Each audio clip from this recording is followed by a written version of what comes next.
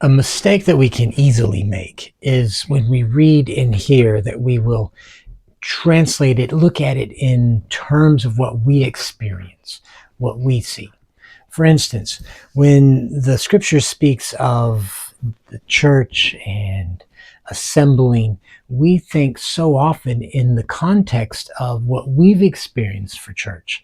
And whether it's a Sunday morning or if you're a Sabbath keeping group on a Saturday, where you have church services, you have a get together or a Bible study on Wednesday night, whatever it might be. And we think in these terms and we think of church in the structure that we've experienced with the preacher, the pastor in the front, and the congregation, and then we are there to hear the word preached and to learn from it.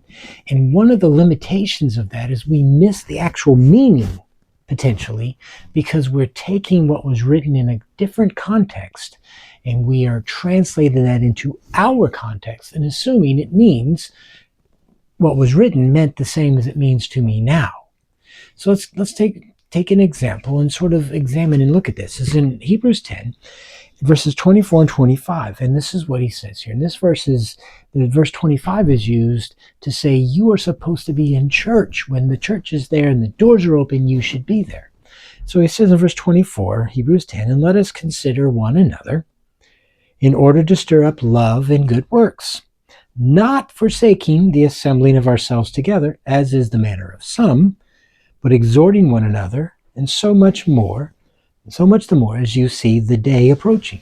Okay, so we can think of this in terms of what we've experienced. You can think, well, I know what church is, and we assemble in church on this particular morning or afternoon or whenever it is, and that's what he's talking about. And when we go to church, we assemble together. There's a certain structure. There's the order of services, and there's the way it works with usually the traditional is the one individual in the front who is going to preach or teach, and the congregation, which is everybody facing him and learning and hearing the word taught. And that's what church is. That's what it means to assemble.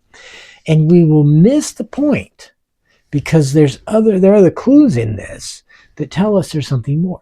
That sort of a format didn't even exist when this was written. That was not how they thought. That wasn't how they did things. It was a much more informal affair. It was much more involved by individuals. And we could see that if you look in 1 Corinthians 12, the Apostle Paul is describing the functioning of the church, different members, different functions, but it is for the profit of all. And what he's describing in that section in 1 Corinthians, is a mutually active, for the benefit of everybody. There's give and there's take. It's not a one-sided thing where it's like what many of us have experienced in a classroom, where you have the teacher that lectures or provides the lesson, and we as the students are to receive and learn. It is a much more interactive process. So we read things into it and we potentially miss what it's actually saying. So in Hebrews 10, when verse 24, which we read first, he says, let us consider one another. Why? Well, in order to stir up love and good works. And what is love? Well, we know that God is love, and we have a description of love in 1 Corinthians 13. But so he's telling us that we consider one another, we look at others, we're looking for the benefit, the profit of everybody, as he said in 1 Corinthians, to how does he say that? To stir up love and good works. And stir up love is actually to encourage one another in becoming and living more like our Father, who is love. And good works comes forth from that identity that we are the children. He says, not forsaking the assembly. Why? Because the assembly, the coming together, is all that means. It's to assemble, to bring the different individuals together into this environment that we can help one another. And so in that one is not what we traditionally think of church with the one person or a group, a team that's then directing this, but it is all of us building one another up. That's what he says. He says, not forsaking the assembling ourselves together, but rather exhorting, encouraging one another. And even more as you see the day approaching. And we could talk about what that day is. And that day just may be that as we all grow in what this is, the day of Christ, this is that day. And the more that we see it, the more alive that we become, living in the life that he came to give us, the more we're going to be involved in exhorting and encouraging and helping, bringing profit, edifying, building up one another.